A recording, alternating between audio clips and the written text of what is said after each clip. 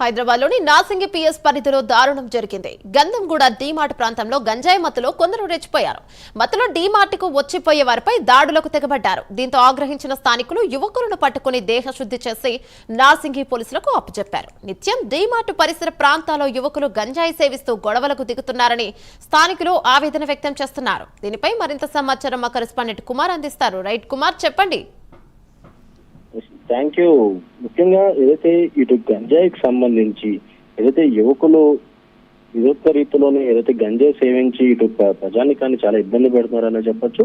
ఈ నేపథ్యంలోనే ఇటు ఏదైతే గంజాయికి సంబంధించి ముఖ్యంగా సమీపంలోనే గంజాయి సేవించి వాళ్ళ ఇష్టానుసారంగా ప్రవర్తిస్తున్నారు. అయితే స్థానికులు దీనికి సంబంధించి పూర్తిగా భయాందోళనకు అయితే గురవుతున్నారని తెలుస్తుంది. అయితే ఇప్పటికే స్థానికులు కూడా ఇటు పోలీసులకి సమాచారం ఇవ్వడంతో కూడా పోలీసులు అయితే ఏదైతే వాళ్ళు తీసుకోవడం చూస్తున్నాం. ముఖ్యంగా ఇది గంధంగూడ డీమార్ట్ ప్రాంతంలోని ఈ గంజాయి మత్తులోని ఇటు మైనర్ యువకులు ముఖ్యంగా చూసుకున్నట్టు మైనర్ యువకులు రెచ్చిపోతున్నారు. అయితే డీమార్ట్ కు వెళ్లే దారిలో నిన్న రాత్రి ప్రాంతంలోని గంజాయి మత్తులో వీరంగం సృష్టించారు.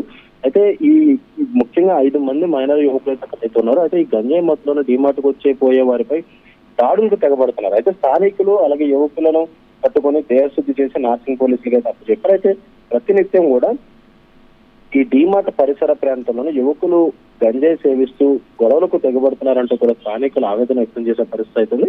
అయితే ఇటీవల కాలంలో హైదరాబాద్ లోని ఈ గంజాయి విక్రయాలే కాకుండా ఇటు గంజాయి మత్తులని అనేక మంది ఏదైతే ప్రజలు కూడా చాలా ఇబ్బందులు పడుతున్నారనే చెప్పొచ్చు. ముఖ్యంగా ఈ రోజు ఉదయం ఇటు గంజాయికి సంబంధించి ఒక అమ్మాయికి గంజాయి సేవించి 3 రౌడీ షీటర్లు ఆమెపై అఘాయిత్యానికి పాల్పడిన సంఘటన అయితే జరిగింది. అలాగే అదే కాకుండా ఇప్పుడు నాసింగ్ పిఎస్ పరిధిలో కూడా గంధంగూడ డీమార్ట్ దగ్గర కూడా ఇదే పరిస్థితి అవుతుంది. అయితే 5 మైనర్ యువకులు మాత్రం ఇలా గంజాయి సేవించి అటు డీమార్ట్ కు వచ్చి వెళ్లే వారిని మాత్రం చాలా ఇబ్బందులు పెడుతున్నారు.